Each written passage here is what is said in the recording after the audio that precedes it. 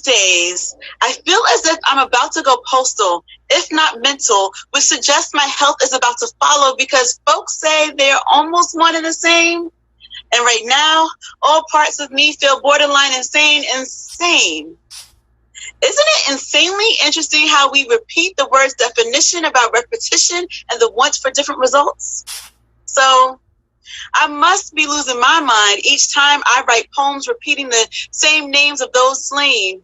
I'm either wildly optimistic or losing my brain as I summon Amadou Diallo, Sean Bell, Margaret Mitchell, Trayvon Martin, Tamir Rice, Michael Brown, Akai Gurley, Eric Garner, Sandra Bland, Rakia Board, Philando Castile, Elijah McLean, Natasha McKenna, Botham Jean, Atiana Jefferson, Breonna Taylor, George Floyd, Corinne Gaines, again and again and again, and in poem after poem after poem, clearly poetically fixated on this topic, on the topic of how little my life matters in this society. So I sit quietly collecting names as ammunition for the next poem, collecting names so that I can say them repetitively on stages and at mics,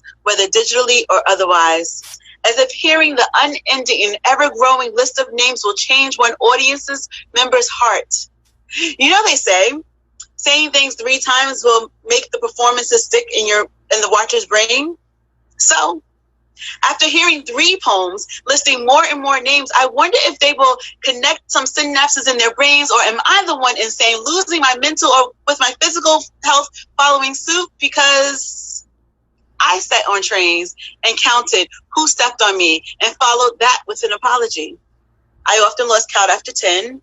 And wouldn't you know, the people who look like me were more likely to do so apologetically. Each ride. And every ride I counted methodically, as if me collecting my own stats would stop someone from hitting me or would telepathically cause someone to see me, because what was blatantly clear in transit, just like with past employers or in the eyes of the government, I do not exist. I mean, other than to make others feel better about their existence, because at least they're not Black. Nobody wants to be that. So the constant counting changed no hearts, but heightened the rhythm of my racing heart as I ate the stress of it. No wonder doctors think we feel less pain, because we insanely swallow so much of it, season every meal with it, doing so in hopes to be left alone to exist. And yet I still go to doctors that won't listen to my pain. Shoot, I paid one doctor thousands to listen to my pain. And it was an insane act of repetition, as she kept claiming that she could help me, but her whiteness wouldn't allow her to see past the brown of my body. And yet I kept giving her my money that I didn't have, just to have a release valve for the pain created from collecting and listing microaggressions and names that was slowly making me insane. And it's all insane. And my health and mental capacity started to crack, all because I was Black, as if I had any choice in that. Though I choose it every day, which may prove again to be an issue or proof of my insanity. But if I didn't bet on Black, who would? And if I didn't pen this poem, who else could? And if someone didn't say their names, who would carry their flames? So yeah, I guess I remain borderline insane, insanely repeating the word's definition about repetition while repetitively repeating my actions and listing the names of the same, hoping desperately for different results, resulting in the end of this oppression. But that would mean that those stepping on, killing, and denying our lived experience and existence repetitiously would check their own insane tendencies, which in fact would make me let me know for sure that I am not the only one seemingly insane, but it's their sanity that is detrimental to my health and my mental. And that's that piece.